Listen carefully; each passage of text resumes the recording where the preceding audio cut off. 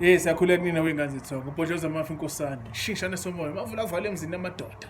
Yebo. Umnumzana amanzi unqingeja. Udubula amadubulani intombi sazeswini. Awu amawela kithi ke lawo amadoda. Yebo iyona impela ke le. Hey. Inyanga elapha ekhaya. Alright, namuhla ngithi angithinte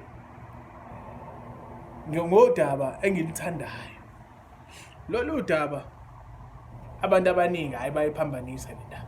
Bayiphambaniswa ngempela. Bayishaya bayihlikise. Umuntu azayibuza ukuthi ngoba ngenzile nje. Alright. Today ngifuna sikhulume. Oh, I'm going to do this in English actually. Yeah, let's do it in English actually. Yeah, because some people don't understand the native language. So I want to speak to everybody. All right. So I want us to understand the difference between. Okay, I've spoken a lot about ukanya nokumnyama, as in most people say good and evil, good or bad, lightness and darkness.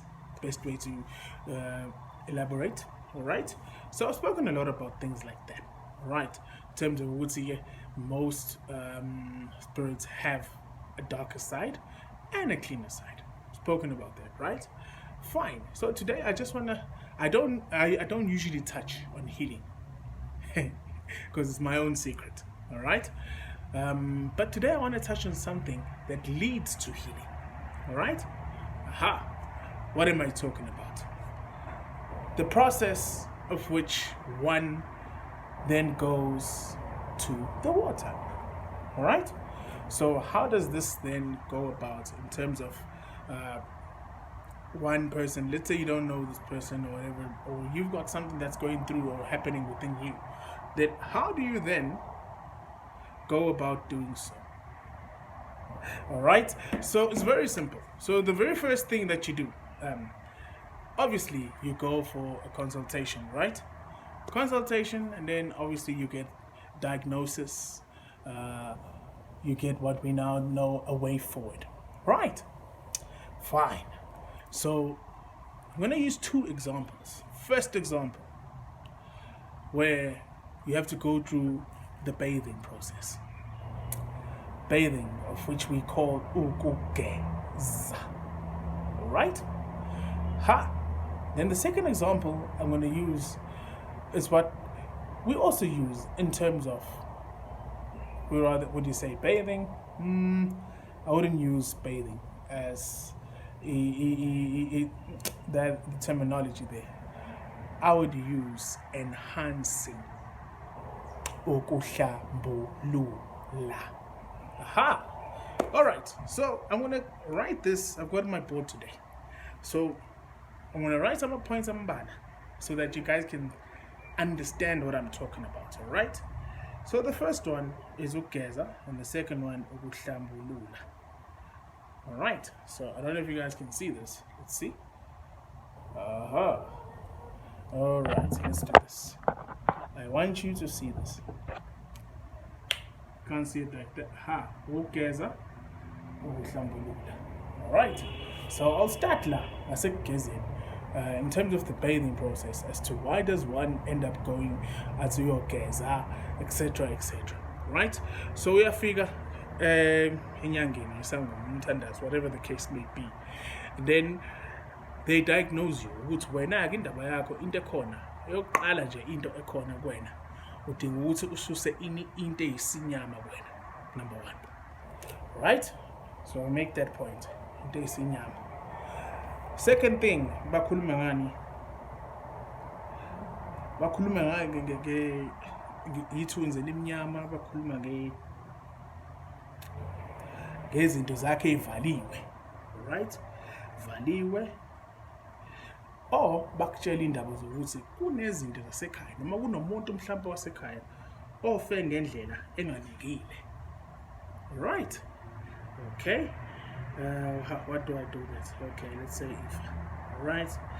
Or let's use a different approach. Sithi mhlawumbe kunento yasekhaya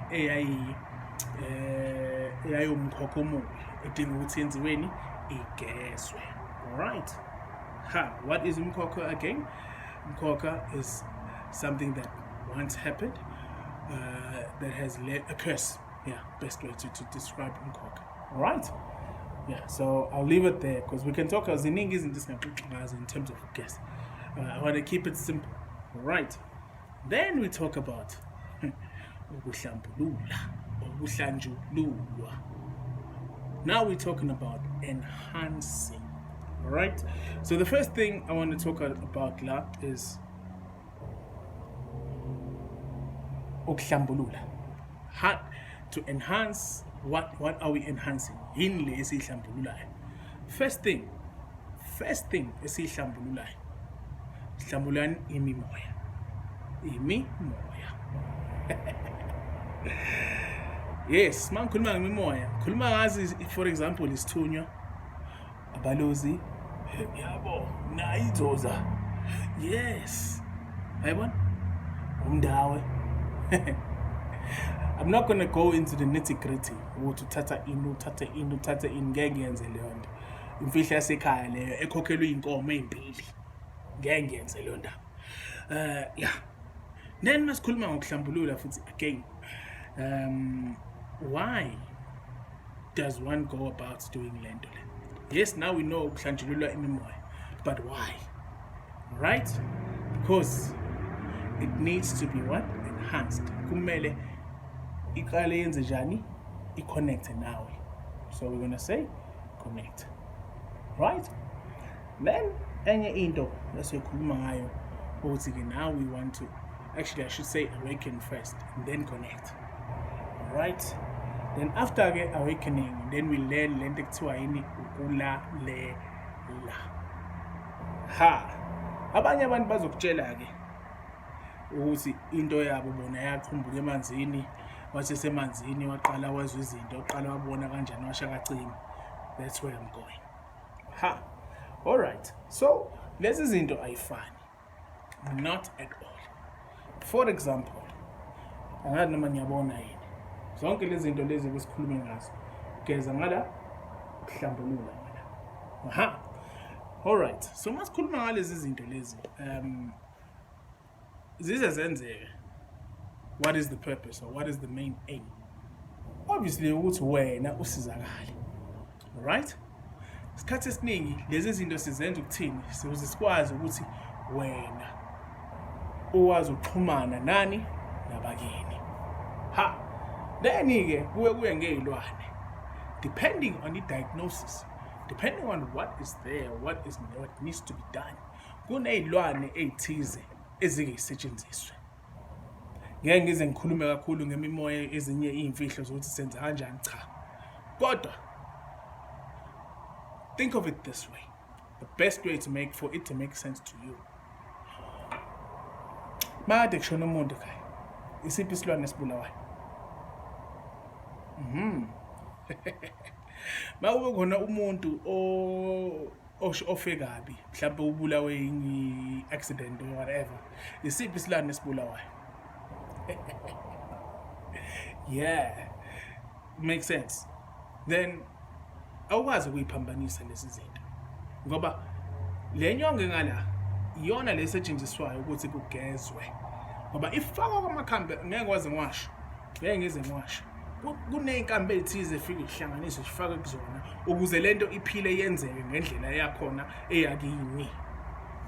Right? Nangala makuhlanjululwa futhi kunesilwane thizeni esike sisetshenziswe depending again on the diagnosis ukuthi yini le esiyilungisayo. Alright? Yes. Nakhona futhi nemimoya ihlukile. Bese bakhona imimoya masimahlanjulula idinga amanzi wodwa. Haya sishila. I think I've given too much info manje. Kulungile ke madoda ayijike ke manje.